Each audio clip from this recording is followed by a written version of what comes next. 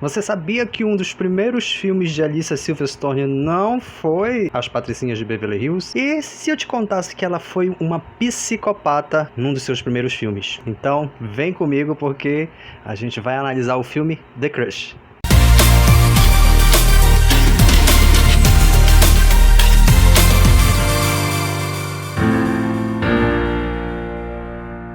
Olá, tudo bem com você? Seja muito bem-vindo ao canal Questão D. Eu sou o Dan de Souza e no vídeo de hoje nós vamos analisar um filme que ele é um dos primeiros filmes da carreira da Alicia Silverstone. Ele é de 1993. Ele se chama The Crush, só que aqui no Brasil ele foi traduzido como Paixão Sem Limite. E caso você não saiba, ele ganhou alguns prêmios e a gente merece ser analisado. Afinal de contas, é Alicia Silverstone, ela é um ícone do cinema. E vou falar um pouquinho sobre a questão dela ter sumido um pouquinho das telas e por que ela faz certas aparições, tá ok? Bom, se você gosta desse tipo de conteúdo de análise de filmes, livros e séries, já aproveita e se inscreve aqui no canal clicando no botão vermelho aqui embaixo. Lembre-se também de clicar no ícone do sino para você ser notificado quando novos vídeos forem postados. E lembre-se, esse espaço aqui é todo seu, então deixe seu comentário, fique à vontade, porque Questão D não é nada sem você.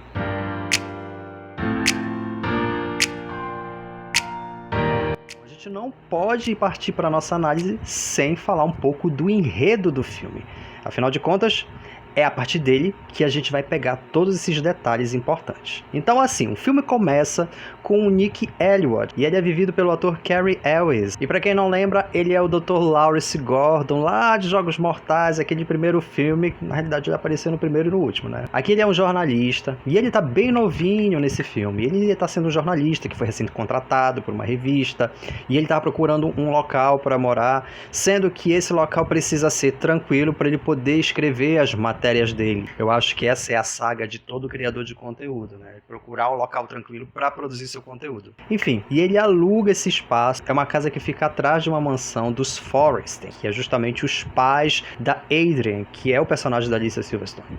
E então ele conhece a Adrian, ele vê que ela é uma pessoa estudiosa, é uma adolescente muito querida por todos, ela toca piano, ela é avançada na turma, e isso surpreende demais ele. Só que surpreende mais ainda quando ela se aproxima demais dele e ele descobre que ela simplesmente pegou a primeira matéria da revista e ela reescreveu essa matéria. Que inclusive é um ponto aqui que a gente vai falar mais lá na frente, mas o Nick ele tem um seguinte problema: ele é um ótimo repórter investigativo, mas ele não é bom com as palavras. Só que aí ele acabou deixando pra lá, que foi o maior erro que ele cometeu, que ela é uma criança, ela só quis me ajudar, ela tá querendo mostrar, ela tá querendo ser aceita, porque ela já vinha com esse papinho dizendo, porque eu não sou aceita, eu não tenho muitos amigos. Então ele acabou que foi acreditando nesse papo furado, né? Ou seja, o golpe tá aí, cai quem quer, né? Só que é aí que tá o perigo, porque ao invés dele cortar esse mal pela raiz, o que ele foi acontecer? Foi deixando, não, deixa pra lá, vamos resolvendo da minha maneira. E acabou que o que aconteceu? Essa invasão de privacidade começou a ser constante, ela começou a criar situações para que as evidências apontassem que o Nick Elliott estava seduzindo, e ele começou a ver que ele se enfiou no problema. E o que ela dá a entender? Para eles viverem um romance e que ela guarde o segredo dele. Só que aí que tá o problema, ele nunca sequer ficou com ela. Aconteceu sim de rolar um beijo, ela levou ele até um farol, veio com aquele papo, precisava ser aceita, então ele ficou tocado e nesse momento ela simplesmente aproveitou e deu um beijo nele. Só que ele sabendo, opa, você é de menor, você é uma criança, não, e se afastou. E na cabeça dele só esse basta, tava tudo ok. Só que ele não imaginava que ela ia usar esse fato contra ele. Então não precisa nem adivinhar que nesse rolê vai ter BO, porque sim, vai afetar a carreira de Nick Elliott. Coitado.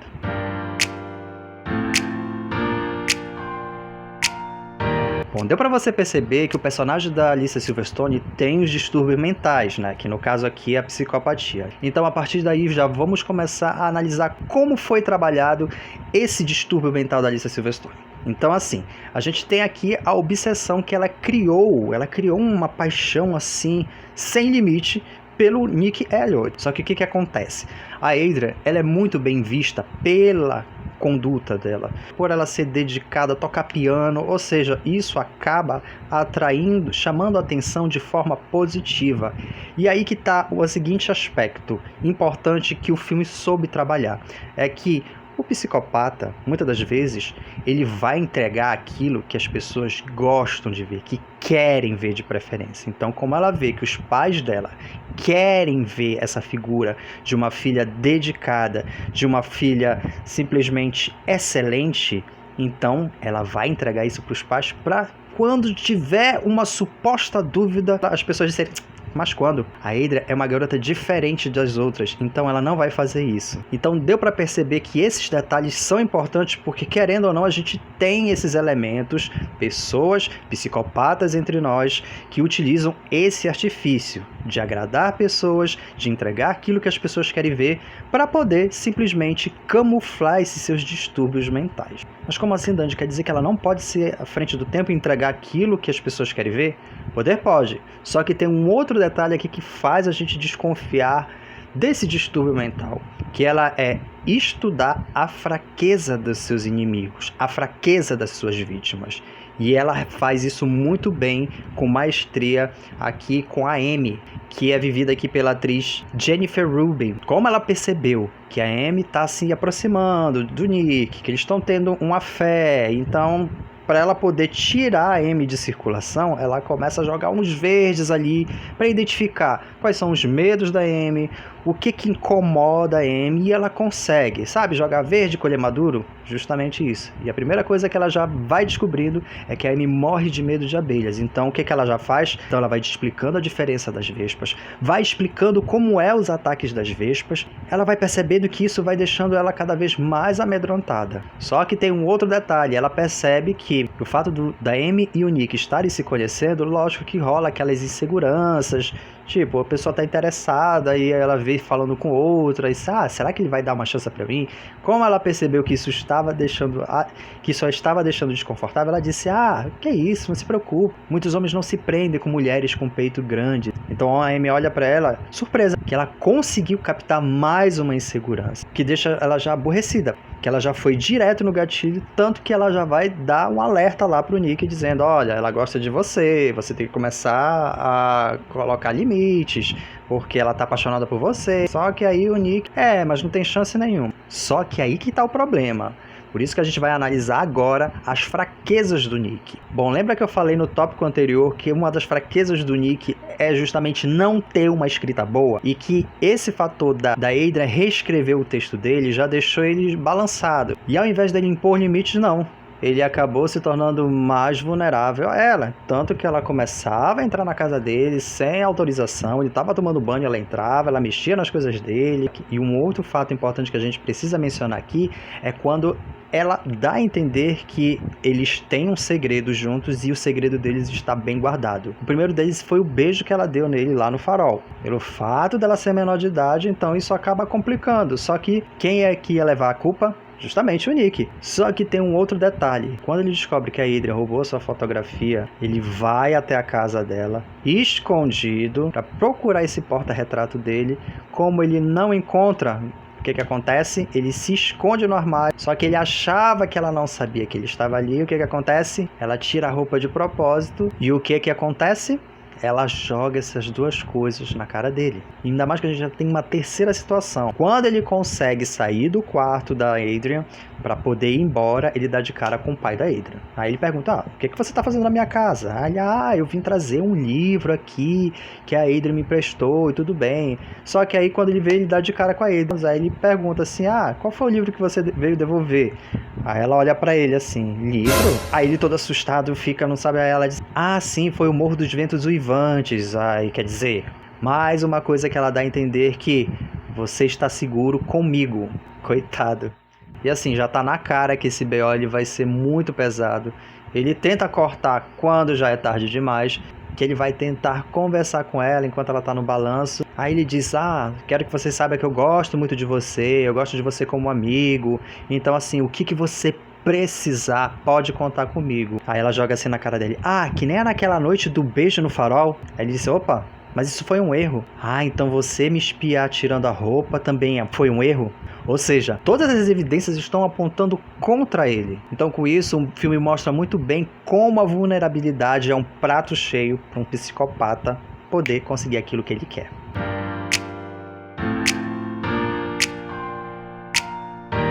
Agora que a gente já viu como foi trabalhado o distúrbio mental do personagem da Alicia Silverstone, agora vamos analisar os significados de alguns dos elementos trabalhados no filme.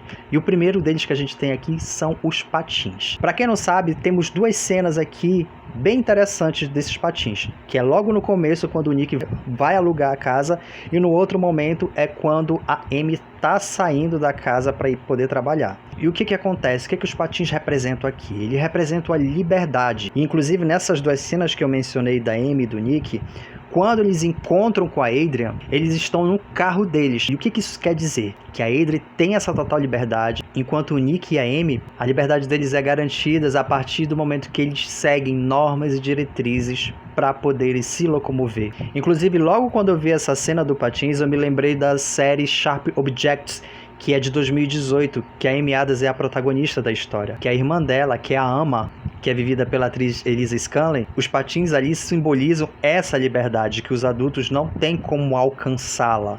Tanto que quando ela está na cidade, o xerife está correndo atrás delas e elas têm a forma de pegarem atalhos para sumirem, para saírem da vista. Ou seja, os patins aqui representam essa liberdade que os adultos não podem ter. E no caso aqui, o psicopata, como ele tem uma forma de ir contra as normas e diretrizes. Bom, o segundo elemento que a gente tem aqui para a gente analisar é o sótão. Lembra que eu falei que o Nick vai tentar recuperar o porta-retrato dele entrando na casa da Adrian e ele dá de cara com o pai? Pois é. Nesse momento, o pai da Adrian convida o Nick para entrar, para ajudar a levar os materiais de reforma, e ele leva até um sótão. E nesse sótão a gente encontra um carrossel. Sério, cara, eu fiquei meio assim, como assim uma pessoa coloca um carrossel no sótão? E assim, por mais que pareça louco, faz todo sentido, porque temos dois pontos ali. Primeiro, o sótão fica acima da casa. Ele representa ali aquilo que o pai da Adrian quer ver. E a figura do carrossel é justamente o quê? A figura infantil que ele quer da filha. Tá jogando uma indireta pro Nick, mas ao mesmo tempo ele tá mostrando ali que ele tá negando o fato de que a sua filha está crescendo. E além disso, não está percebendo esses distúrbios mentais. Inclusive, o nosso terceiro elemento está ligado com esse salto, que é o quarto da Adrian. Lembra que eu falei para você que o psicopata tem a tendência de entregar aquilo que as pessoas querem ver e o que é aceitável à sociedade? O quarto da Adrian preenche totalmente esses requisitos. Ele é um quarto harmônico, ele é organizado, ele tem elementos infantis, ou seja, tudo aquilo que um pai vai achar, minha filha é excelente, minha filha é diferente, minha filha jamais vai decepcionar. Só que é aí que mora o erro, porque o pai precisa observar o comportamento dos filhos, tem que fazer esse acompanhamento, porque se ele prestasse atenção, com certeza ele iria identificar alguns desses distúrbios mentais da Adrian. Bom, o quarto elemento que a gente tem para analisar aqui é o balanço. Aquela cena do balanço que a Adrian fica jogando na cara do Nick, o fato do beijo no farol, o fato dele ter espionado ela. Esse elemento, ele representa o controle que a Adrian tem sobre o Nick. Tanto que quando ele vai conversar, ela tá naquele processo de balançar e não manter o contato visual direto com ele. Ela só mantém na hora que ela vai jogar as suas verdades na cara dele, para deixar ele assustado. E o que acontece? Essa segurança dela, essa frieza, que é o nome correto, deixa ele desconfortável, o que comprova que ele ainda não tem segurança das suas ações e do que é preciso fazer para se impor. Mas só que como ele não conseguiu fazer isso logo lá no início, o que acontece? A Adrian simplesmente diz que as evidências estão indicando que ele que é o vilão da história, e desde que ele siga as regras da Adrian, tudo vai estar tranquilo. Tanto que o nosso próximo elemento que a gente vai analisar aqui tem a ver com essa questão dessa insegurança do Nick, que é justamente o porão da casa do Nick. E ele encontra um templo com as fotos dele. Só que o que acontece? Lembra que eu falei da questão da insegurança e como ela consegue manipular, fazendo parecer que as evidências iam apontar que ele é culpado? O que acontece? Ele, ao invés de procurar ajuda, utilizar aquilo como prova, não. Ele lacra. Então, essa cena já mostra aí que, ao invés dele resolver o problema. Não, ele prefere fingir que ele não existe, fechá-lo para poder seguir a vida em diante, o que é um erro, né? E o último elemento que a gente tem para analisar aqui é o diário da Adrian. Por mais que ele apareça muito pouco no filme, eu acho que são só 3 cenas, ele é de extrema importância, porque assim, todo filme que fala de psicopata, que fala sobre essa questão de distúrbios mentais, sempre existe um elemento que vai representar esse universo particular. E aqui, no caso, é o diário. Lembra que eu falei que no quarto dela não tem essas evidências, ela não guarda esses segredos, porque ela vai mostrar aquilo que as pessoas querem ver, principalmente seus pais? Só que é diferente. Ela escreve tudo sobre ela e todas as suas ações. Tanto que sua melhor amiga, a Cheyenne, que é vivida pela atriz Amber Benson, ela chega com o Nick e diz: a Adrian já falou pra você sobre o Ricky? Aí ele disse: ela disse que ele perseguia ela e tudo, só isso que ela disse: não, você não sabe, a Adrian, ela desenvolveu uma paixão sem limite por ele, e ele morreu envenenado, e foi a Amy que fez isso, ela deixa tudo registrado no diário, se você pegar esse diário, vai ser a sua prova da inocência, só que tá lá na casa dela, no quarto, e eu sei onde tá. Aí ele disse: não, eu não vou entrar lá, eu vou deixar do jeito que tá, eu vou deixar pelos meios legais, porque não quero me meter mais em problema. Aí só que tem o seguinte problema: a Cheyenne disse: tudo bem, eu já fiz isso milhões de vezes. E ele não entendeu na hora. Só que quando ele estava terminando de arrumar as coisas para ir embora, caiu a ficha dele. Ele disse: nossa, a Cheyenne foi lá atrás do diário, então deixa eu tentar impedir. Eu não preciso nem dizer que esse rolê vai dar ruim, né?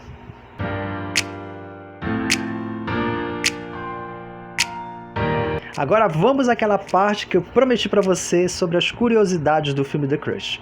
E o primeiro deles é que essa história aqui, ela foi inspirada num incidente que aconteceu com o diretor e roteirista Alan Shapiro. Sim, segundo ele, numa entrevista ele falou de forma bem superficial que uma vizinha se apaixonou por ele, criou uma paixonite bem desenfreada, se envolveu em problemas. E o mais curioso é que quando foi lançado, que o filme levava o nome verdadeiro da garota. Só que por questões de justiça da família, foi preciso fazer a alteração. Aí o que fizeram? Mudaram para Adrian. E para poder fazer isso, como já tinham lançado o filme, já tinham alguns VHS já distribuídos, eles fizeram a dublagem e as novas tiragens já estavam levando o nome Adrian. E uma outra curiosidade aqui, que caso você não saiba, é que a Alicia Silverstone, quando ela gravou esse filme, ela tinha 16 anos. Inclusive, ela se emancipou aos 15 anos para poder trabalhar as horas necessárias desse filme. Eu estava lendo uma matéria da época que eles estavam fazendo a divulgação desse filme The Crush, e o Alan Shapiro comenta que ele teve maior dificuldade para encontrar uma atriz que pudesse representar esse papel da Adrian, porque ela, ao mesmo tempo que ela fosse passar esse distúrbio mental, ela teria que passar uma inocência e uma frieza ao mesmo tempo. E ele disse que quando encontrou a Alicia Silverstone, que ela fez o teste, foi um milagre. Parecia que o papel tinha sido escrito totalmente para ela. Inclusive, nesse mesmo artigo tem um trecho que a Alicia Silverstone comenta como foi esse processo do teste, como ela ficou muito feliz. Inclusive, ela fez até um comentário que eu achei muito bacana, e até mesmo pelos planos da sua carreira que ela tinha na época. Tanto que ela disse o seguinte: eu quero seguir a Jodie Foster, porque ela começou jovem, mas não começou fazendo alguma coisa boba e pequena. Ela começou com filmes sérios e intensos, e continuou crescendo. E não foi à toa que com toda essa dedicação e toda essa felicidade que a Alicia Silverstone ganhou 2 prêmios em 1994 no MTV Movie Awards, que foi na categoria de melhor vilão e de revelação. Inclusive eu vou estar deixando o link dessa matéria aqui na descrição. Ele está todo em inglês, caso você não saiba ler inglês não tem problema nenhum, é só você ir lá no seu navegador e escolher a opção tradutor, que ele vai na íntegra fazer essa tradução e você vai poder conferir todo ele. Agora você deve estar se perguntando: poxa, Dandy, mas a Alicia Silverstone tinha planos para crescer na carreira, por que então ela sumiu? Aí a gente vai adentrar num terreno bem delicado, até porque é uma história bem longa, mas assim, de forma resumida, a Alicia Silverstone foi uma das primeiras vítimas da mídia sensacionalista que criava matérias tóxicas, e isso afetou muito a saúde mental dela. No começo, ela ficou em dúvidas se ela abandonava a carreira ou se ela continuava empurrando com a barriga. Só que o que aconteceu?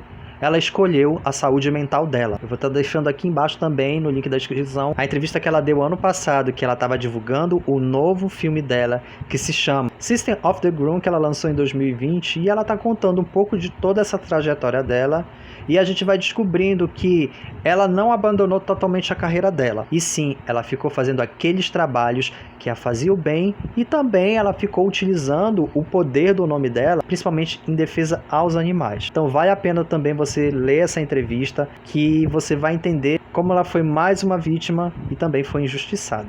Depois dessa análise deu para você perceber que The Crush de 1993, ele não é aquele filme que você vai dizer que é uma obra-prima, mas ele vale a pena pelo entretenimento. E querendo ou não, é unânime quando todo mundo fala: você já assistiu The Crush? Sim, e fui pela Alicia Silverstone. E não tem jeito, a Alicia Silverstone tem um nome de peso, ela é carismática, não é à toa que ela merece a nossa admiração e o nosso carinho. Inclusive, outra coisa que eu gostei do filme foi o seguinte, porque a gente tem o seguinte problema que eu percebo nos filmes da década de 90, é que sempre o vilão, para poder resolver as coisas, ele precisa morrer. Ao invés de ele ficar preso, pagar a pena, ou então passar por uma clínica de habilitação, acaba morrendo. Aqui não, foi diferente. Aconteceu o que deveria acontecer. Termina numa clínica de reabilitação. Só que muitas pessoas dizem: mas ela vai continuar fazendo a maldade. Só que aí a gente precisa interpretar como esse elemento foi trabalhado ali. O que ele fica mostrando é que o problema sempre vai estar lá. E que não adianta nada a gente fingir que ele não existe. E sim, é preciso tratá-lo para poder resolver a situação. Caso contrário, esse efeito bola de neve lá na frente vai causar um estrago muito grande. Bom, depois dessa análise completa, eu quero saber de você. Você já assistiu o filme The Crush? O que você achou? Me conta aí, você só assistiu por causa da Alicia Silverstone? Deixe seu comentário aqui embaixo. Inclusive, tem algum elemento aqui que você identificou e que de repente eu não mencionei aqui? Fique à vontade. Lembre-se, o Questão D não é nada sem você. Bom, eu vou ficando por aqui. Fica até o final que eu vou estar deixando 2 vídeos aqui que eu acho que você vai gostar muito de assisti-lo, tá ok? Então vejo você no próximo vídeo. Fica bem, um grande beijo e tchau!